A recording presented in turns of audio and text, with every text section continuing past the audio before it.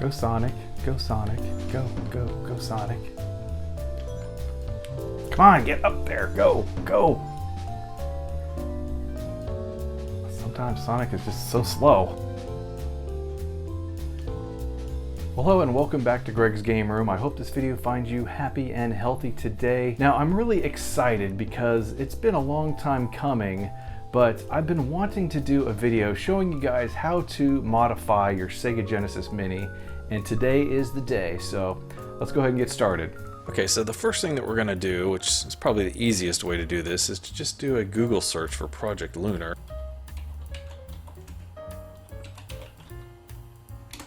And it's going to go ahead and show you a link to modmyclassic.com, so we'll click on that. And then the quickest way to get to the downloads is go to the table of contents, click on where to download, and then right here where it says downloads release page, we'll click on that. And then we're going to go ahead and click on the projectlunar.zip file. And then we'll go ahead and save that to our computer. Now I've saved my copy to the desktop, so what I'm going to do is just open that up. And then I'm going to go ahead and copy out the Project Lunar installer here. Just copy that, paste it to the desktop. I'm not even going to worry about the 64 or the x86 files in there. Alright, so now we've got the installer extracted. I'll go ahead and get rid of the zip file, move that out of the way. And then I'm going to go ahead and run the Project Lunar installation. Now if you're running Windows 10, you're going to get this screen about Windows protected your PC. Just click the More Info link there, and then click Run Anyway. And we'll just go ahead and say Next to creating a desktop shortcut. Next. Install, and we'll go ahead and launch Project Lunar. And then here's the shortcut that it created for running the program later. So the first thing we're going to do is click the install/uninstall button. Now this takes a minute because I think it's actually trying to communicate with the Genesis Mini, which should not be plugged into your system at the time. So after a moment it's going to pop up and say no console detected. Do you want to start the Project Lunar install process? We'll go ahead and say yes.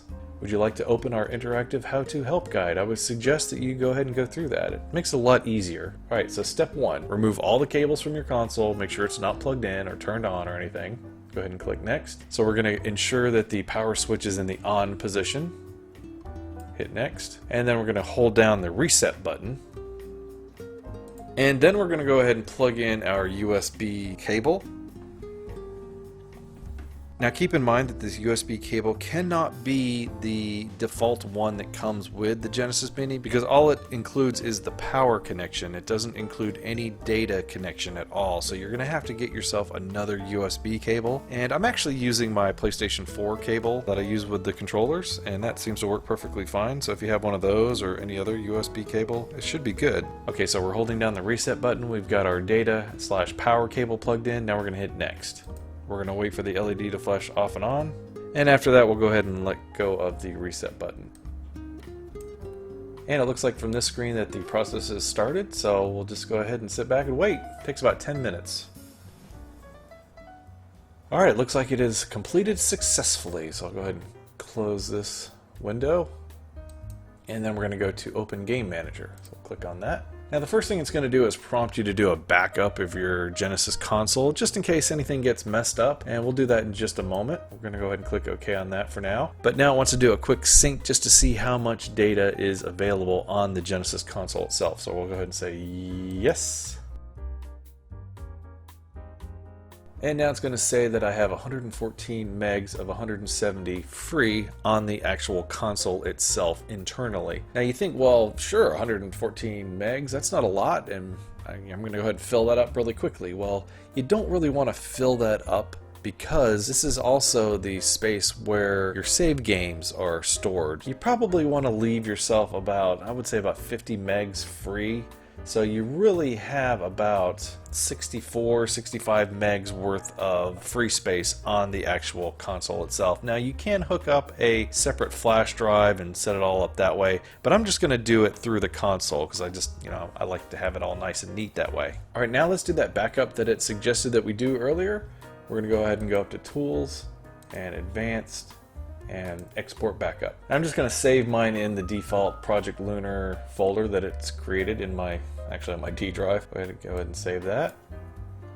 Backup exported to this save file. So we're good to go. In case we need to go back, we've got this backup that we can restore from. Alright, now it's time to add some games. I'm going to go ahead and click the Add New Game button right here. And then this is the list of all my ROMs that I have available. I'm going to pick one of my favorites, Mortal Kombat 2.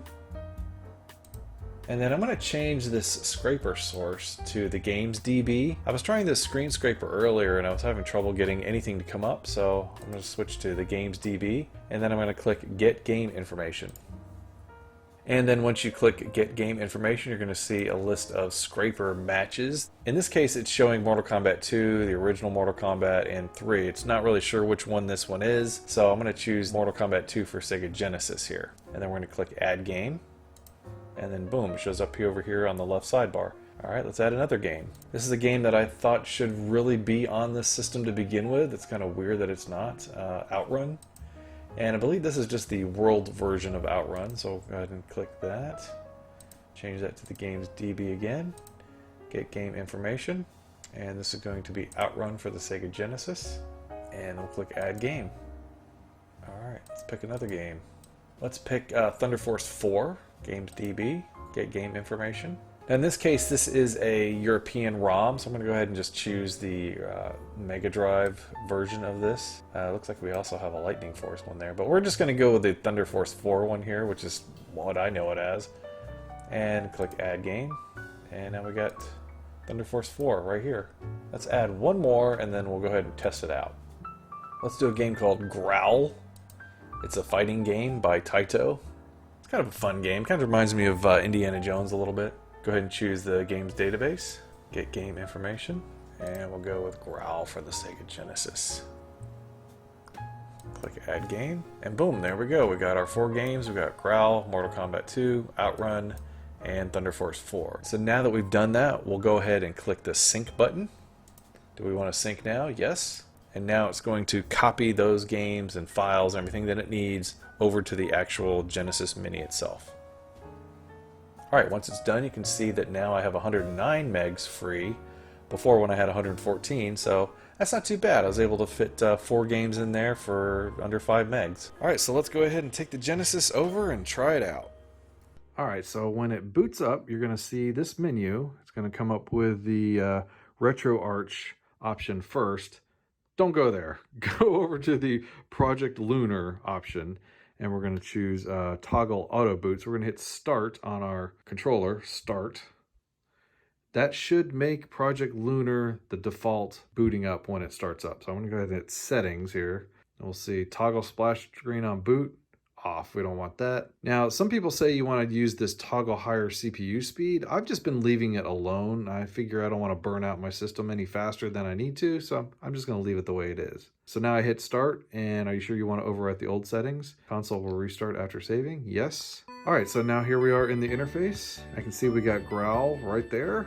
We've got Outrun, I added that one, and I also added Thunder Force 4 over here. It's sorted by release date, so it's not sorting the way that I was expecting in alphabetical order. I'll have to go ahead and change that. And then I added Mortal Kombat 2, so I'm gonna go ahead and start that real quick, see how it works. It's looking pretty good.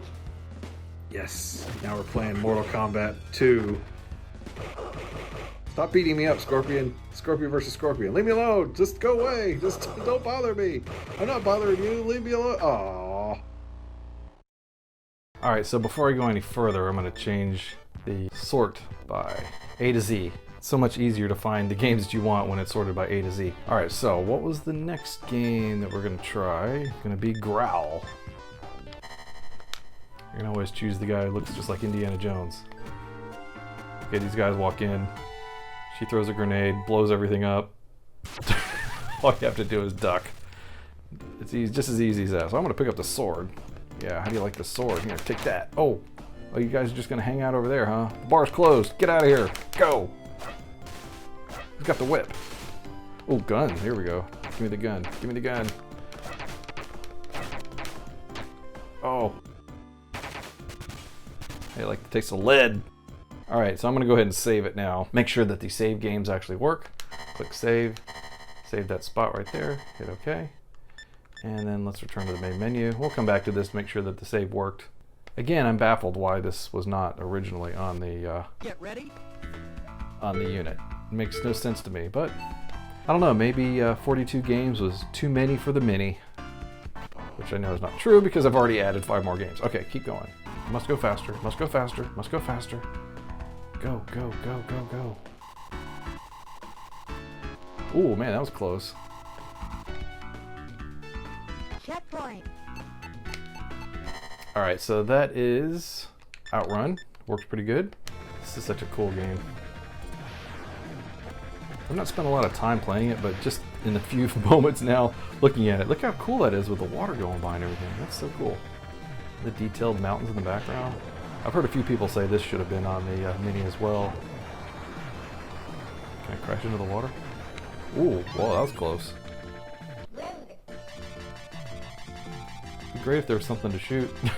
I'm just flying around shooting. There's nothing here. Oh, there they are. What the heck was that? A big old water snake?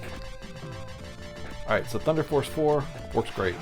Let's go ahead and go back to Growl, and we'll make sure that my save game comes back. So now we're going to go ahead and hit select, and we're going to hit load, save 1, and bingo. There it is. Don't be mean to that lion. How about that?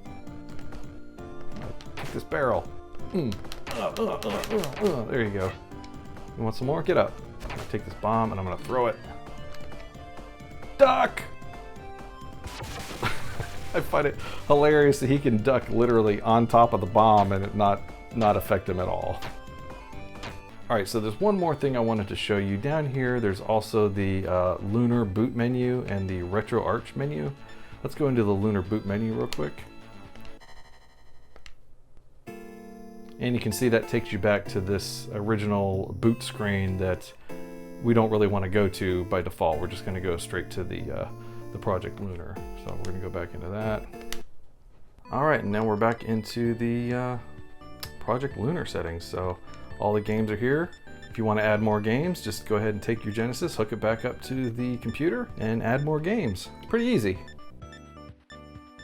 Well, there you have it. That's how easy it is to modify the Sega Genesis Mini using Project Lunar 1.0.55. So if this video helped you, please remember to hit the like, share, and subscribe buttons down below. Thank you for watching. Have a great day, and I hope you stay happy and healthy. And always remember to keep classic gaming alive.